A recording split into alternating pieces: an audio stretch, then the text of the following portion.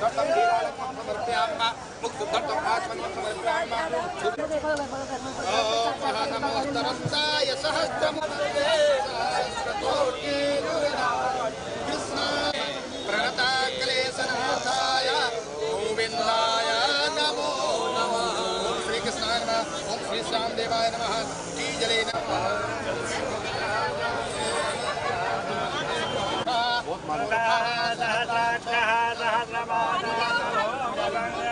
अमृतत्वशेषानो यदन्तेनातिरोहति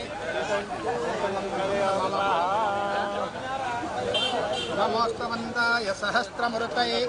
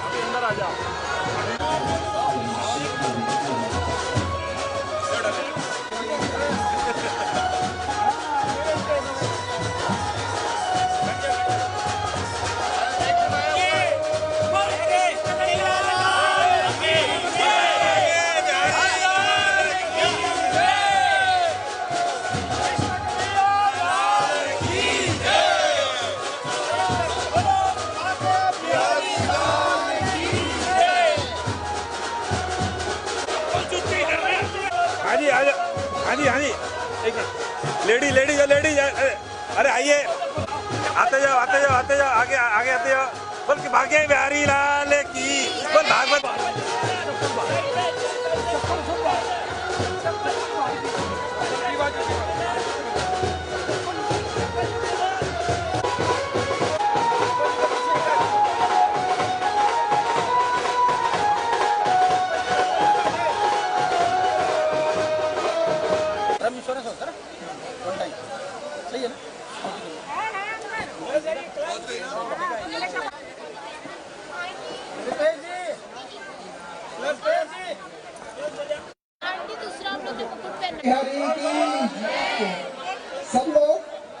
सब महिलाओं से निवेदन है, कृपया अपना कलश यहाँ पे जमा करा देवे और टोकन अपने पास रखे। टोकन 12 तारीख को जब आपको कलश चाहिएगा उस समय हम जमा कर लेंगे, ध्यान रखिए। कलश जमा कर लीजिए, टोकन अपने पास रखिए। टोकन हमें 12 तारीख को चाहिएगा।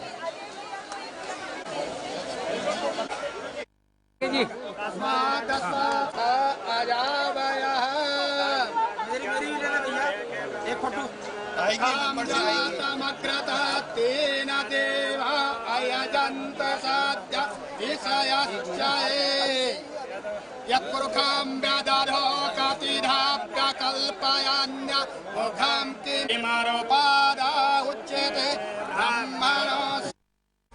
तो सोनकादिक ने उनसे निवेदन किया कि महाराज, अज्ञान ध्वंत विध्वंस कोटि सूर्य समप्रभ श्रुताख्या कथासारम मम कर्ण रसायनम।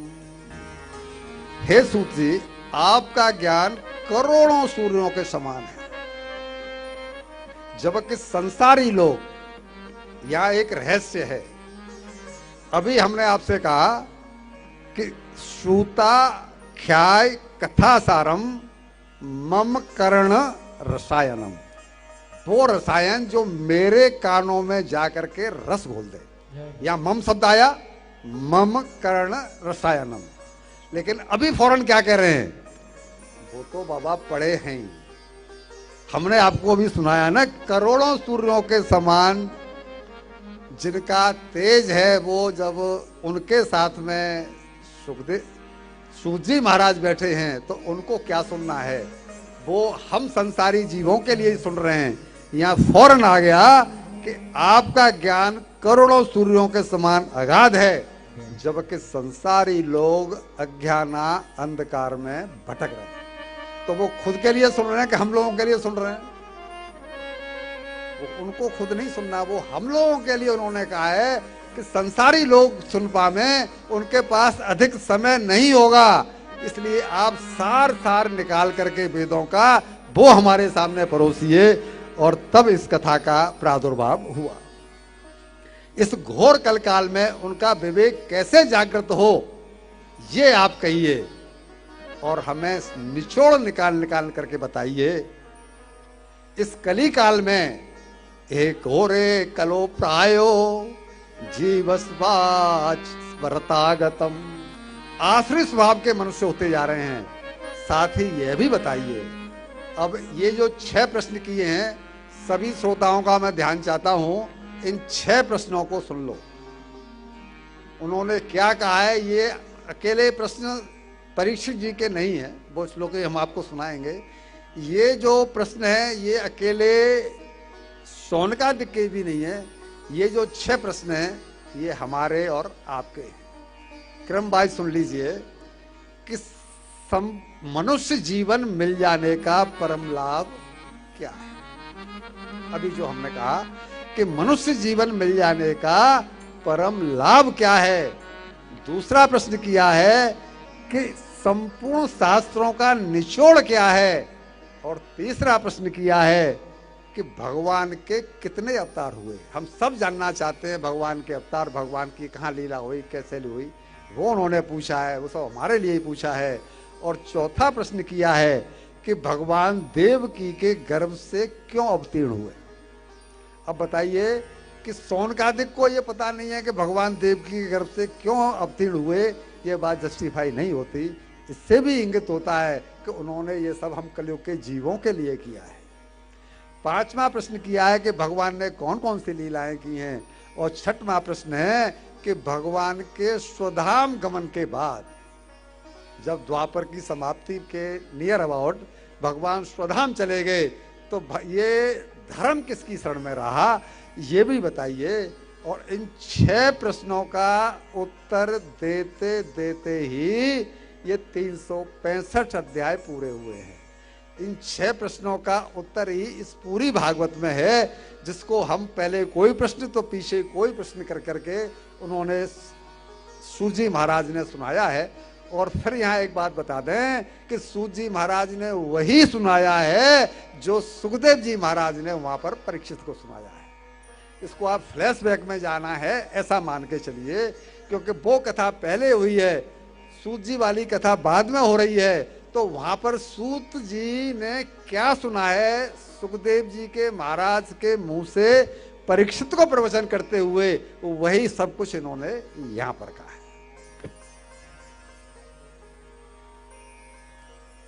अब इसमें एक प्रश्न जो हमने चौथे नंबर पे आपको बताया कि भगवान ने मां देवकी के गर्भ से जन्म क्यों लिया। तो वैसे तो गीता का ये श्लोक सबने सुना है, और गीता यहाँ नियर अबाउट सबकी पढ़ी हुई भी होगी, सुनी भी होगी। वहां भगवान ने कहा ही है कि पवित्राणाम साधूनाम विनाशाय च दुष्कृताम धर्म संस्थापनार्थाय संभवामि युगे युगे, संभवामि युगे युगे। हे अर्जुन, जब जब धर्म पर विपत्ति आती है, मैं तब तब और हर युग में धर्म की संस्थापना के लिए अवतार लेता हूं। यहां इस शब्द पर मैं आपका ध्यान खींचूंगा।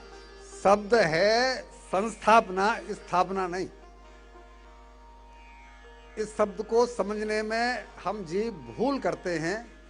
धर्म की स्थापना तो तभी हो गई जब भगवान ने इस सृष्टि की रचना की। धर्म के बिना सृष्टि चल ही नहीं सकती। तो ये जो वक्ता कभी कभी संस्थापना शब्द बोलना भूल जाते हैं, कभी कभी श्रोता संस्थापना शब्द सुनना भूल जाते हैं, ये कभी कभी हमसे भूल हो जाती है। शब्द स्थापना नहीं है, संस्थापना है। स्थापना तो पहले से है ही।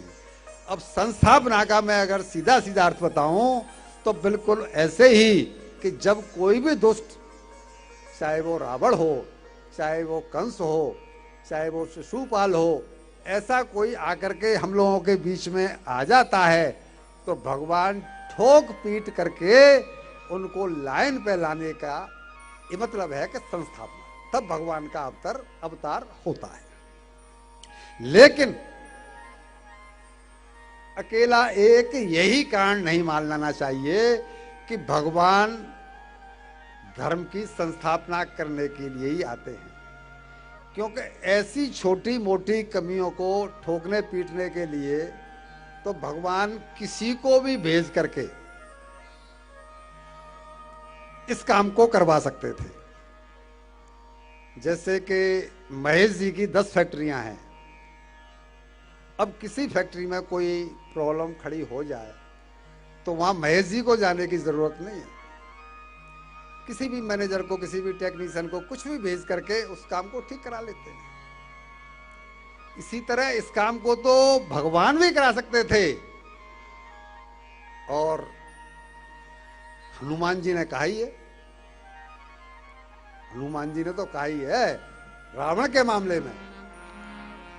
जब ये आया, सिंहनाद कर 12 भारा ले खेलहि नागहु जल निधि खारा, सहित सहाय रावण ही मारी, आनहु यहाँ त्रिकूट उपारी। राम सिया राम जय जय राम, राम सिया राम जय जय राम। अब बताइए, वो हनुमान जी कह रहे हैं कि उस त्रिकूट पर्वत सहित रावण को उठा लाऊं और मैं मार दूं, तो भगवान को आने की क्या गरज है बताइए। भगवान इसके लिए नहीं आते ये ठोक पीट करने के लिए, भगवान आते हैं भक्तों की अभिलाषा का भोग लगाने के लिए, भगवान आते हैं भक्तों के भावों का भोग लगाने के लिए। वरना भगवान के पास ऐसे छोटे मोटे लफड़ों के लिए कोई समय नहीं। मतंग ऋषि सबरी से कह गए कि तुझे कहीं जाने की जरूरत नहीं है, मेरा आशीर्वाद है राम जी तेरी कुटिया पर आएंगे, तू केवल राम राम राम जपती रहे, तुझे कहीं जाने की जरूरत नहीं। जिस समय मतंग ऋषि का शरीर शांत होने को था, सबरी सामने पहुंची, गुरुजी मुझे ले चलो, वरना आपके शिष्य मेरे अछूत होने से मुझे नहीं रखेंगे। बोला है, मतंग ऋषि ने बोला है कि नहीं, जिस जगह मैं जा रहा हूं वहां कोई नहीं जाता, और भगवान से डोर लगाई है, जैसा ही राम जी से डोर लगाई है, भगवान का संगासन हिलेगा। मेरा भक्त पुकार रहा है, मुझे जाना है। लक्ष्मण बोले लेकिन कहां, इतना समय नहीं है। मतंग ऋषि बोले आपको आने की जरूरत नहीं, मैं आपको नहीं बुला रहा हूं, फिर केवल एक अर्जी है कि मैं इसको शब्द देके जा रहा हूं, मैं सबरी को शब्द देके जा रहा हूं कि राम जी तेरी कुटिया पर आएंगे, मेरे सत्य की लाज रखना।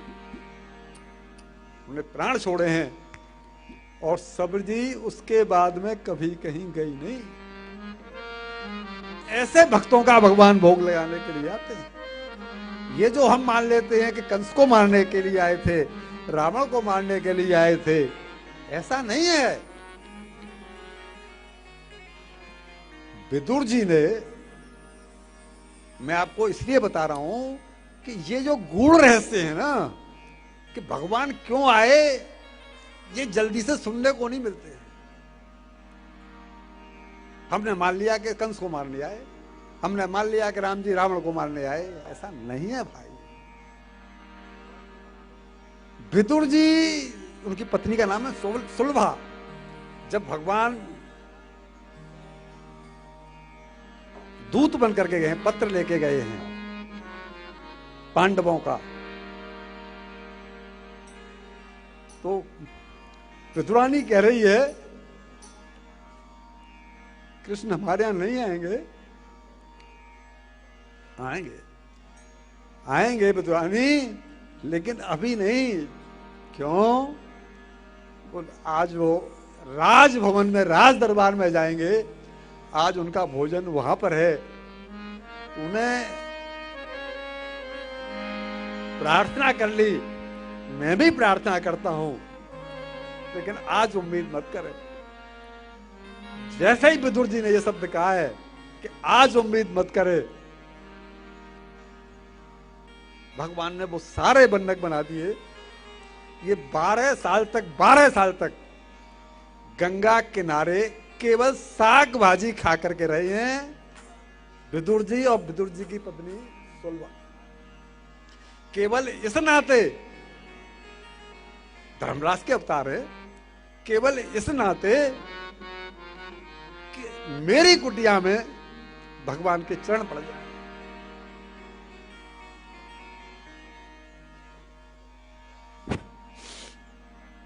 दोनों पति पत्नी आकर के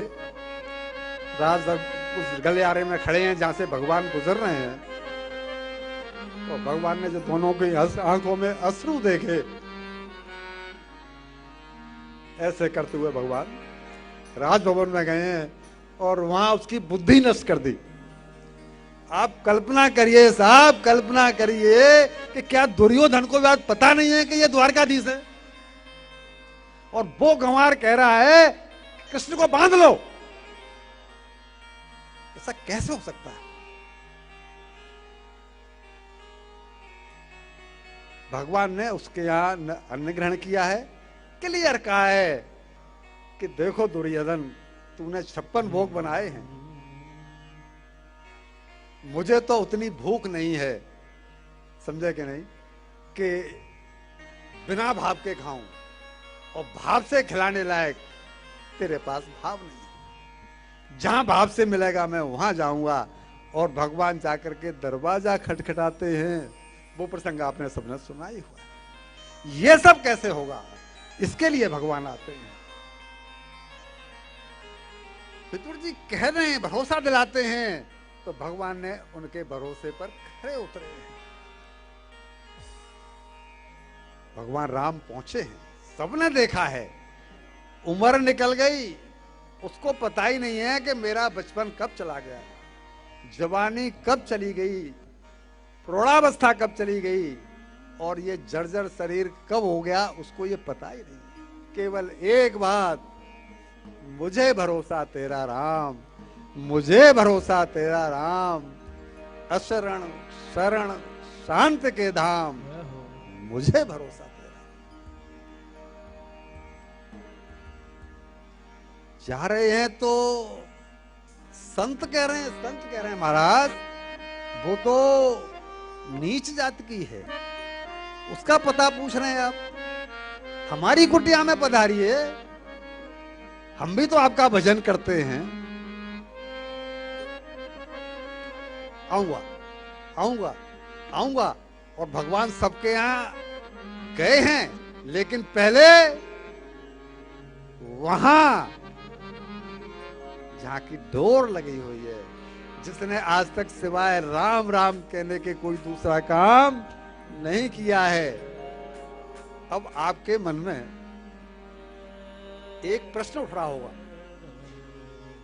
भाई जब मैं कथा सुनता हूं तो मुझे इस तरह की जिज्ञासाएं होती हैं कि ये कैसे हुआ कि एक तो भीलनी, अनपढ़, जिसने ना कोई साहित्य सुना है, ना कोई ग्रंथ सुना है, ना कोई पुराण सुनी है, ना कोई गीता सुनी है, उसका भक्ति में ऐसा मन लगा कैसे? ये पूर्व जन्म के प्रारब्ध के बिना संभव नहीं है साहब, मेरा दावा नहीं। इसलिए मैं आपको इसका पूर्व जन्म सुना रहा हूं कि जिन लोगों को प्रसंग ये पता नहीं हो उनको मालूम पड़ जाए। ये भीलनी है, भील के घर में इसका जन्म हुआ है। पूर्व जन्म में ये राजस्थान में एक राजपूत घराने की रानी है, रानी थी। तो रानी होने के नाते ऐसा महाराज हमने सुना है कि ये रानियां एक बार जो राजघराने में घुसी तो फिर इनकी